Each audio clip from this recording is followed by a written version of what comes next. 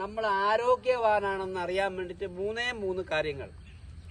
ശരീരം വിയർക്കുന്നുണ്ടോ, ആവശ്യത്തിന് മൂത്രമൊഴിക്കുന്നുണ്ടോ, എല്ലാ ദിവസവും വയറ്റിൽ നിന്ന് പോകുന്നുണ്ടോ, മോഷൻ, യൂറിൻ, സ്വെറ്റ്, ഇത് മൂന്നും കറക്റ്റ് ആണെങ്കിൽ നിങ്ങൾക്ക് ഒരു ഡോക്ടറെയും കാണേണ്ട ആവശ്യം വരത്തില്ല. ഇത് മൂന്നും എങ്ങനെ കറക്റ്റ് ആവുമെന്ന് ചോദിച്ചു കഴിഞ്ഞാൽ നമ്മുടെ എനർജി ലെവൽ കൂടാനും ശരീരത്തിലെ പോഷകമായിട്ടുള്ള കോശങ്ങളെ വികസിപ്പിക്കാനുമായിട്ട് സഹായിക്കുന്നത് ശരീരത്തിനുള്ളിലോട്ട് കൊടുക്കുന്ന വെള്ളമാണ്. നമ്മൾ കുടിക്കുന്ന വെള്ളത്തിൽ കൊളസ്ട്രോൾ ഇല്ല, ഷുഗർ ഇല്ല, പൈസയും കൊടുക്കണ്ട വീട്ടിലാണെങ്കിൽ. പക്ഷെ ആരും ചെയ്യൂല. 20 കിലോ ബോഡി വെയിറ്റ് ഉള്ള ഒരാള് 1 ലിറ്റർ വെള്ളം കുടിക്കണം.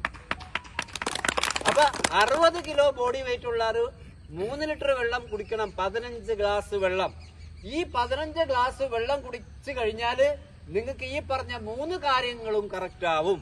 ഇനി ഏറ്റവും പ്രധാനപ്പെട്ട ഒരു കാര്യം, നമ്മുടെ ശരീരത്തിന്റെ ഉള്ളിൽ അടിഞ്ഞുകൂടിയിട്ടുള്ള, നമ്മൾ കഴിക്കുന്നതിന്റെ ഭക്ഷണത്തിന്റെ അനന്തരഫലമായിട്ട് അടിഞ്ഞുകൂടിയിട്ടുള്ള ടോക്സിസിറ്റി, അതായത് വിഷപദാർത്ഥങ്ങൾ പുറന്തള്ളപ്പെടുന്ന ഏറ്റവും പ്രധാനപ്പെട്ട മീഡിയം എന്ന് പറയുന്നത് മോഷൻ, യൂറിൻ, സ്വെറ്റ് അല്ലെങ്കിൽ വിയർപ്പ്.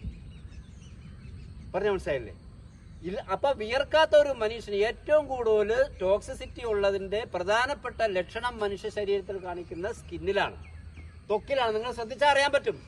വിയർക്കാത്ത ഒരു മനുഷ്യനും വെള്ളം കുടിക്കാത്ത ഒരു മനുഷ്യനും ശരിക്കും വയറ്റിന്ന് പോകാത്ത ഒരു മനുഷ്യന്റെ എന്തെങ്കിലും ഒരു സ്കിൻ പ്രോബ്ലം ഉണ്ടാവും.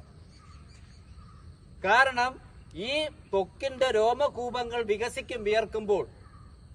നമ്മൾ ഈ എക്സസൈസ് ചെയ്യുമ്പോൾ ശരീരം വിയർക്കുമ്പോൾ തൊലിക്കടിയിൽ അടിഞ്ഞുകൂടിയിരിക്കുന്ന കൊഴുപ്പുകൾ നിർവീര്യമാക്കപ്പെട്ടിട്ട് നമുക്ക് നല്ലൊരു എനർജി കിട്ടും. അതാണ് ഇവിടെ വരുമ്പോഴത്തേക്കിനും, ഇത് ചെയ്യുമ്പോഴും നിങ്ങൾ വീട്ടിൽ പോകുമ്പോൾ നിങ്ങളെ മൈൻഡ് തന്നെ മാറും.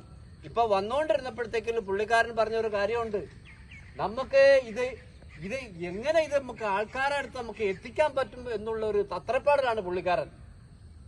നമ്മളെ മാനസിക നിലയിൽ ഒരുപാട് വ്യത്യാസം വരും.